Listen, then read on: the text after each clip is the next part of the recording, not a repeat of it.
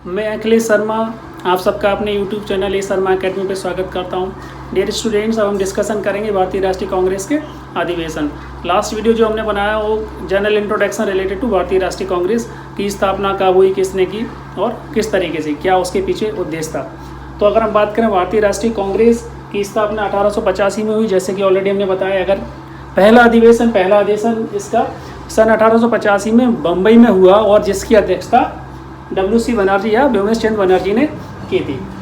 इससे रिलेटेड कुछ important point, जैसे कि इस अधिवेशन में सिर्फ 72 प्रतिनिधियों ने भाग लिया और इसमें सुरेंद्रनाथ बनर्जी ने भाग नहीं लिया था। इसी अधिवेशन में दादा भाई नौरोजी, फिरोज शाह मेहता ने भी भाग लिया और यहीं पर दादा भाई नौरोजी के सुझाव पर भारतीय राष्ट्रीय संघ, जो इसका पहले नाम हुआ करता था, उसको चेंज करके भारतीय राष्ट्रीय कांग्रेस कर दिया गया।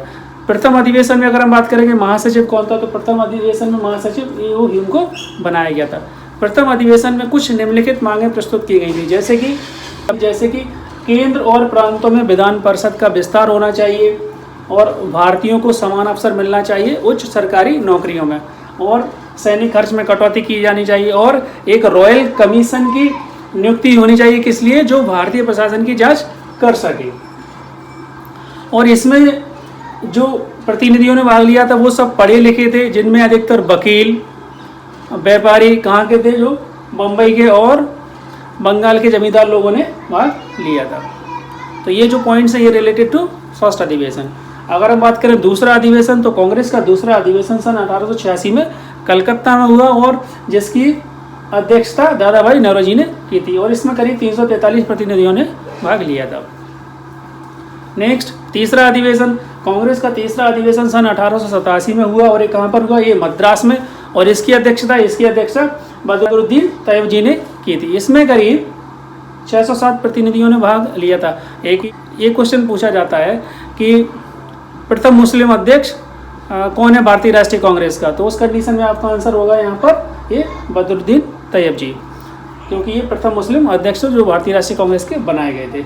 चौथे अधिवेशन की अगर हम बात करें तो ये सन 1888 में हुआ था, और कहाँ पर हुआ था, ये इलाहाबाद में हुआ था।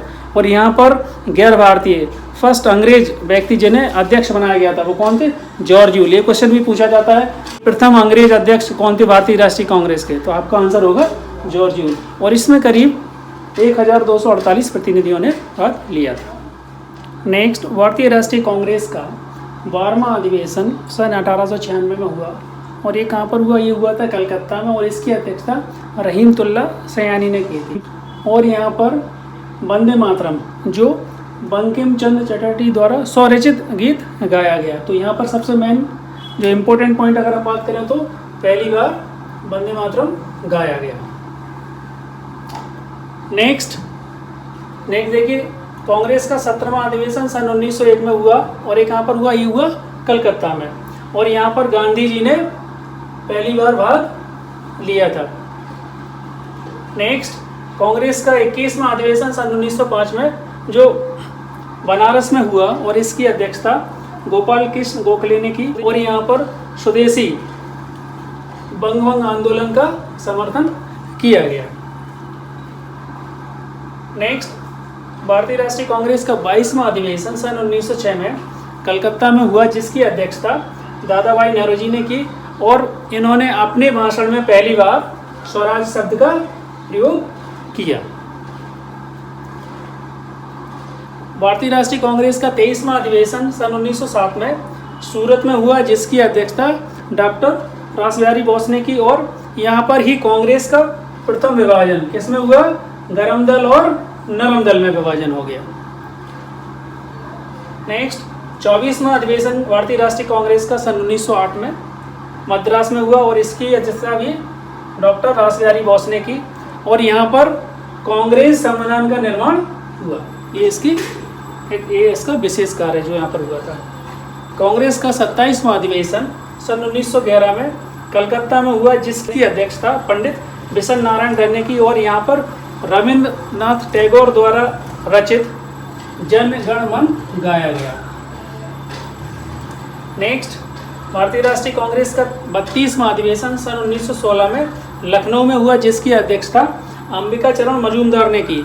यहाँ पर सबसे पहले तो कांग्रेस और मुस्लिम लीग का समझौता हुआ, मुस्लिम लीग जो सन 1906 में जिसका स्थापना हुई थी, और कांग्रेस के दोनों दल, गरम और नरम दल, जो सन 1907 में सूरत में विभाजन हो गया था, फिर से ये हो गए, और इन दोनों दलों को ये करने में बाल गंगाधर तिलक और एनी बेसेंट ने महत्वपूर्ण भूमिका निभाई। और यहीं पर ही स्वराज मेरा जन्मसिद्ध अधिकार है ये नारा दिया गया, ये किसके द्वारा? बाल गंगाधर तिलक के द्वारा। लखनऊ में जो अधिवेशन हुआ उसमें ही लीग और कांग्रेस ने एक संयुक्त योजना बनाई जिसको कांग्रेस लीग योजना या फिर लखनऊ पैक्ट के नाम से हम लोग जानते हैं। यस, नेक्स्ट देखिए, भारतीय राष्ट्रीय कांग्रेस का 33वां अधिवेशन सन 1917 में कहाँ पर हुआ? कलकत्ता में हुआ, और जहाँ पर अध्यक्ष एनी बेसेंट को बनाया गया, जो भारतीय राष्ट्रीय कांग्रेस की प्रथम महिला अध्यक्ष थी। ये क्वेश्चन पूछा जाता है और पूछा भी जा सकता है कि सन 1918 में भारतीय राष्ट्रीय कांग्रेस का एक विशेष अधिवेशन मुंबई में हुआ, और जिसके अध्यक्ष हसन इमाम को बनाया गया। यहाँ पर कांग्रेस का दूसरा विभाजन हुआ। सन 1920 में एक विशेष अधिवेशन और हुआ जो अगस्त के महीने में हुआ था, और ये कलकत्ता में हुआ, और यहाँ पर लाला लाजपत राय को अध्यक्ष बनाया गया। और यहीं पर गांधी जी द्वारा असहयोग का प्रस्ताव रखा गया, लेकिन वह पारित नहीं हुआ।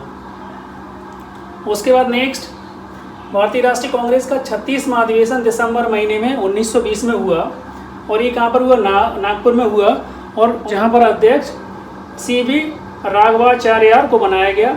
और यहीं पर जो असहयोग प्रस्ताव पारित हुआ, जो पहले पारित नहीं हुआ था, और यहाँ पर कांग्रेस के संविधान में परिवर्तन किया गया।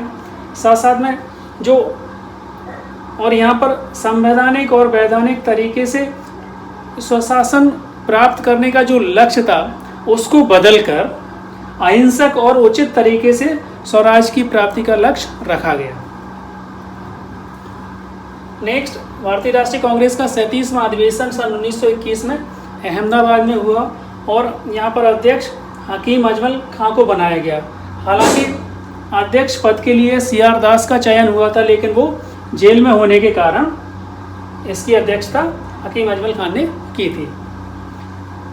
भारतीय राष्ट्रीय कांग्रेस का 39वां अधिवेशन सन 1923 में काकीनाडा में हुआ, और जहाँ पर अध्यक्ष मौलाना मोहम्मद अली को बनाया गया, और यहीं पर अखिल भारतीय खादी बोर्ड की स्थापना हुई। सन 1923 में भारतीय राष्ट्रीय कांग्रेस का एक विशेष अधिवेशन हुआ, कहाँ पर हुआ? दिल्ली में, और यहाँ पर अध्यक्ष अबुल कलाम आज़ाद को बनाया गया, जो भारतीय राष्ट्रीय कांग्रेस के सबसे युवा अध्यक्ष थे। ये भी क्वेश्चन कई एग्जाम में पूछा जाता है और पूछा जा सकता है। भारतीय राष्ट्रीय कांग्रेस का 40वां अधिवेशन सन 1924 में बेलगाम कर्नाटक में हुआ, और जहाँ पर महात्मा गांधी को अध्यक्ष बनाया गया, और महात्मा गांधी सिर्फ एक ही अधिवेशन में अध्यक्ष बने हैं, और वो कहाँ पर था? बेलगाम कर्नाटक में जो हुआ था। तो ये क्वेश्चन भी कई एग्जाम में पूछा गया है, पूछा जा सकता है कि महात्मा गांधी को अध्यक्ष भारतीय राष्ट्रीय कांग्रेस का किस अधिवेशन में बनाया गया, और वो भारतीय राष्ट्रीय कांग्रेस का कौन सा अधिवेशन था? तो वो 40वां अधिवेशन सन 1924 में बेलगाम कर्नाटक में हुआ था।